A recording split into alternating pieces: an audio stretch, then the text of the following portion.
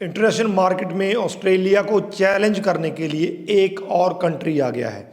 जी हाँ, मैं बात कर रहा हूँ जर्मनी की। जर्मनी ने डिक्लेयर कर दिया है, ये फैक्ट है, जर्मनी ने डिक्लेयर कर दिया है कि जो ऑस्ट्रेलिया में स्टूडेंट, अब क्योंकि Australia day by day strict होना शुरू हो चुका है, तो ऑस्ट्रेलिया में जो स्टूडेंट नहीं जा पाएंगे तो जर्मनी के जो डोर हैं उन स्टूडेंट्स के लिए ओपन है। साथ में उन्होंने ये भी बताया है कि 3-4 ऐसे फैक्टर हैं जब हम उनको कंपेयर करते हैं किसी भी कंट्री से, खास करके ऑस्ट्रेलिया से, क्योंकि ऑस्ट्रेलिया को चैलेंज कर रहे हैं, तो उनमें हम पूरे उतरते हैं। वो 4 मेन फैक्टर हैं जिसको लेकर इंटरनेशनल स्टूडेंट किसी भी स्टडी डेस्टिनेशन को चूज करते हैं। तो इस वीडियो में यही बताऊंगा कि बेसिकली जर्मनी ने कैसे ऑस्ट्रेलिया को चैलेंज किया है और वो कौन से 4 फैक्टर हैं जिनको लेकर इंटरनेशनल स्टूडेंट जर्मनी को चूज कर सकते हैं। वीडियो को एंड तक देखिएगा।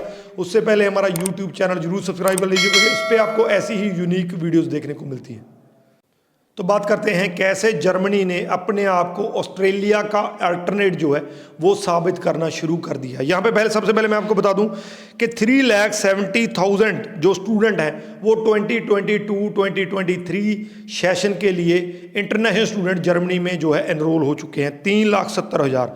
अब मैं वो 4 फैक्टर आपको बताऊंगा।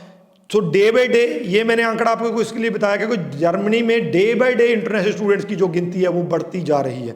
अब क्यों बढ़ती जा रही है, इस पे चलते हैं। 4 फैक्टर हैं। सबसे पहले, प्राइवेट यूनिवर्सिटीज भी अप टू 30% स्कॉलरशिप दे रही है। ये मैं आपको प्रैक्टिकल एग्जांपल देना चाहूँगा, क्योंकि हमारा एक स्टूडेंट है, उसको खुद को अभी इस टाइम पे बहुत बड़ी स्कॉलरशिप मिली है। उसको वो बैचलर के लिए जाना था उसने, तो बैचलर में उसकी टोटल फीस थी 28,000 यूरो। उसको स्कॉलरशिप मिली 11,000 यूरो की। टोटल उसकी 3 साल की फीस जो है वो 17,000 यूरो है, जो कि पर ईयर बनती है 5,600 यूरो। अगर हम इसको इंडियन रुपीज में कन्वर्ट करें तो 15-15.5 लाख बनता है। ये 1 साल का नहीं बता रहा हूं, 3 साल का बता रहा हूं। जी हाँ, 15 लाख जो है फीस वो 3 साल की, यानी कि 1 साल की फीस जो है वो 5 लाख है। इतनी बड़ी जो है स्कॉलरशिप उस स्टूडेंट को मिली है। ये प्राइवेट यूनिवर्सिटी की तरफ से मिली है। अगर आप पब्लिक यूनिवर्सिटी में जाते हैं तो वहाँ पे फीस और भी ज़्यादा कम है। तो कहीं ना कहीं पे अगर हम इसको ऑस्ट्रेलिया स्पेशली उससे कंपेयर करते हैं तो बहुत कम फीस है। वहाँ पे यूनिवर्सिटीज़ की जो फीस होती है वो कम से कम 25,000 या 30,000, यानी कि 14 से 15 लाख रुपया पर ईयर होती है। यहाँ पे 15 लाख 3 साल की फीस है। ये बड़ा डिफरेंस जो है वो जर्मनी की तरफ से बताया गया है। दूसरा जो है, वीज़ा प्रोसेसिंग बहुत ज़्यादा फास्ट है। हालांकि पहले जो है जर्मनी में दिक्कत आती थी जो इंटरव्यू स्लॉट को लेकर, अब उन्होंने ये भी फैसला किया कि इंटरव्यू स्लॉट जो है, इंटरव्यू हम बंद करने जा रहे हैं। हालांकि ये आने वाले दिनों में ये न्यूज़ पुख्ता होगा, लेकिन ये न्यूज़ आ रही है कि जो जर्मनी है वो अपनी इंटरव्यू, जो एम्बेसी इंटरव्यू आती थी, वो उसको बंद करने जा रहा है। आपकी फाइल सिंपल सबमिट होगी, आपका साथ के साथ वीज़ा आ जाएगा। तो प्रोसेसिंग जो है वो काफ़ी फास्ट हो चुकी है। 2-2, 3-3 दिन में जो है वीज़ा इशू हो रहे हैं। जो थर्ड है, वहाँ पे जो गवर्नमेंट की तरफ से एक बड़ा प्रोग्राम लॉन्च किया गया है जिसमें 120 मिलियन यूरो, ये स्पेशली उन्होंने रिपोर्ट पब्लिश की है, उसमें बताया है 120 मिलियन यूरो जो है वो इसलिए दिए गए हैं ताकि स्टूडेंट्स को उनकी स्टडीज़ में, जैसे मैंने स्कॉलरशिप की बात की, जहाँ और भी स्टूडेंट्स को वहाँ पे फ्री पास दिए जाते हैं ट्रैवल के लिए, यूनिवर्सिटीज़ की तरफ से काफ़ी चीज़ें हैं, तो उनको उस स्टडी में हेल्प की जा सके और साथ के साथ उनको तैयार किया जाए जर्मनी की जो जॉब मार्केट है उसके लिए। यहाँ पे अगर आप जर्मनी में स्टडी करते हैं तो स्टडी के बाद आपको 2 साल का जॉब सीकर वीज़ा मिलता है। अगर आपको बढ़िया जॉब मिल जाती है तो आगे चल के आप उसको एक्सटेंड करवा सकते हैं। वैसे भी जर्मनी ये चाहता है कि अगर इंटरनेशनल स्टूडेंट यहाँ पे आए और बढ़िया है, क्वालिटी वाले स्टूडेंट हैं, वो जर्मनी में रह के जॉब करें या वहाँ पे अपना फ्यूचर देखें।